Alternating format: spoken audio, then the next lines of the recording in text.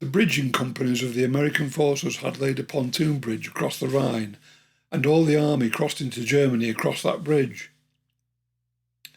At this time, a German admiral had set up a base in Dunkirk, and several units of soldiers were detailed to return and put a ring round Dunkirk and hold them in. There is a canal system round Dunkirk, and each night raiding parties of commandos swam across the canal to deal with as many Germans as possible during the hours of darkness. Our unit was detailed as supply column, and we set up a base in a farmyard in a village called Windseel. Whilst we were here, our cook sergeant had to be sent home on compassionate leave, as his wife was seriously ill. Our commanding officer, always unofficially known as Blackjack, whose proper name was Captain J.D. Reeves, agreed that, as all supplies were making the same regular journeys, dispatch riders were not needed and could be used as cooks.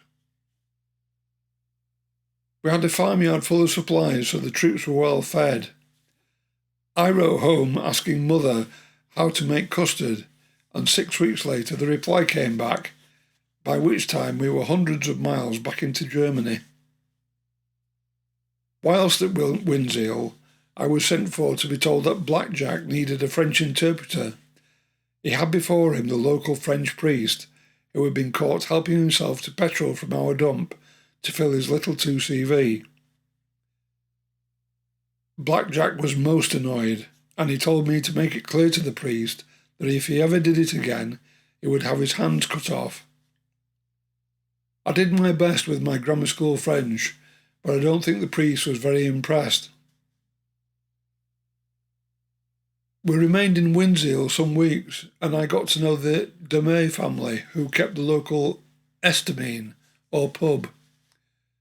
He was a widower with one son and 2 daughters, who were of course great attractions for the young soldiers. Eventually, we received orders to resume the march through Germany, and we have finally arrived at Lundberg Heath near Hamburg.